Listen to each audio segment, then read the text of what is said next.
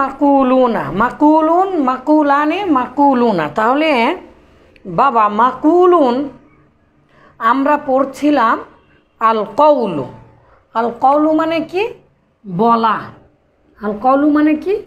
বলা। ক, তাহলে এই তিনটা অক্ষর ছাড়া যেহেতু ফেল হয় না, তাহলে তিনটা অক্ষরের উপরে জবর দিলেই হয়ে যাচ্ছে ক, ওয়ালা, ফা আলা, নাসর। নাসর শুরু থেকে। তাহলে ক ওয়ালাকে আমরা কি করেছিলাম মনে আছে? হ্যাঁ, মোতাহারক যুক্ত বা হরকত যুক্ত ওয়াও অথবা ইয়াটা ফাতার পরে কোনো কিছু দেখতে হবে না, ফাতার পরে অবশ্যই আলিফ হবে। এই জন্য আমি আলিফ করে কলা বানিয়ে দিয়েছি। তাহলে কলা। ইয়াকুলুটাও আমরা দেখেছি, ইয়াকুলু মূলত ছিল ইয়াকভুলু। তাহলে ওয়াও মোতাহারক, তার পূর্বাক্ষরে হরফে সহি সাকিন, ফলে আমরা কি করে দিয়েছি? ইয়াকুলু করে দিয়েছি। একেবারে খাপে খাপ মিলে গিয়েছে।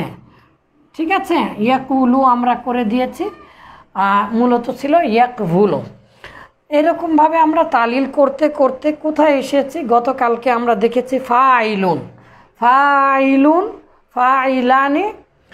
ঠিক এটা ক ইলুন, ওয়াওটা হামজা হয়ে গিয়েছে। আজকে আমরা জানছি মাকুলুন। আল কৌলু থেকে ইসমু মাফুলের সিগা কি? মাকুলুন।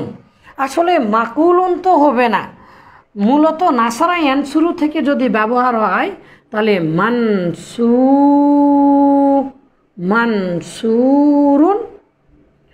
মাকবুলুন, মানসুরুন মাফউলুনের ওজনে। কিন্তু এখানে এই ওজনটা মিলেনি, মাকুলুন হয়েছে। তার মানে কি? অবশ্যই এটা তালিল হয়েছে।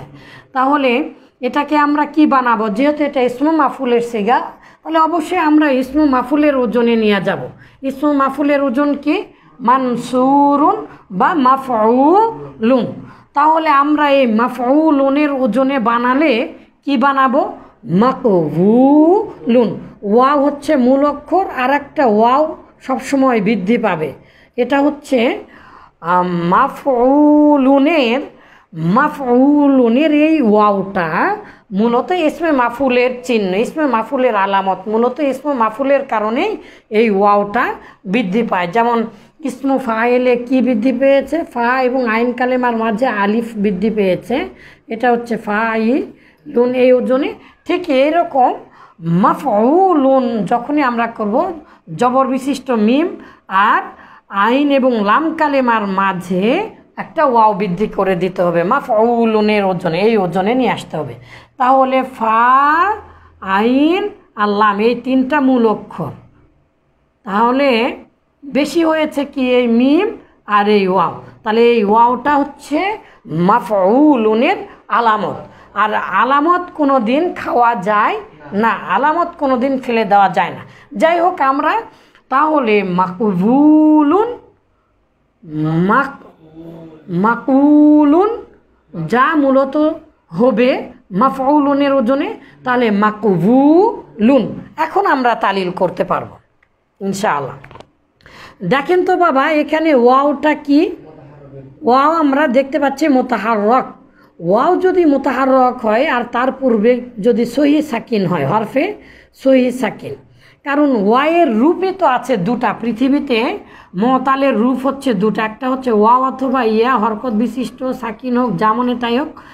আর তারপর পূর্বে যদি ফাতা থাকে তাহলে ওই ওয়াও আর ইয়াটা আলিফ হয়ে যাবে।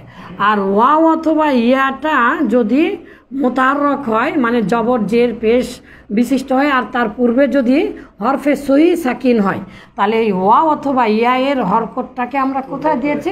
পূর্বাক্ষরে দিয়েছি। মাশাআল্লাহ, পূর্বের অক্ষরে দিয়েছি। তাহলে এখানে আমরা দেখতে পাচ্ছি ওয়াও, ওয়াওটা মোতাহাররক, আর তার পূর্বে কি আছে? হরফে সহি সাকিন। তাহলে আমরা কি করতে পারি? ওয়াইয়ের হরকতকে আমরা পূর্বে দিব। যখনই আমরা ওয়াইয়ের হরকতকে পূর্বে দিলাম, এই পেশটাকে কফের উপরে দিচ্ছি, এই যে, তখন এখানে পেশ নাই মানেই তো সাকিন হয়ে গেল, তাই না বাবা? তাহলে মাকুলুন, তাহলে কি হলো? এই যে মাকুলুন, কি হলো? মাকুলুন। তাহলে আমরা জানি আরবি ভাষায় পৃথিবীতে কোনো দিন দুটা সাকিন একত্রিত পড়া যায় না, সাধারণত প্রথম কাঠটা বিলুপ্ত করতে হয়।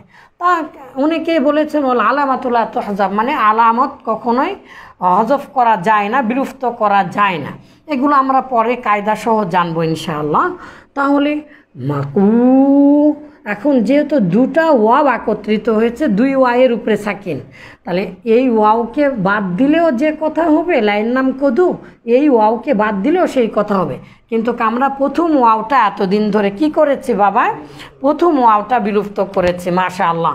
তাহলে প্রথম ওয়াওটা যদি বিলুপ্ত করে দেয় থাকলো কি, তাহলে মাকুলুন। এই যে মাকুলুন পেলাম, এই মাকুলুনই মূলত এই মাকুলুনই মূলত কি, এই মাকুলুন। তাহলে মাকুলুন, মাকুলানে,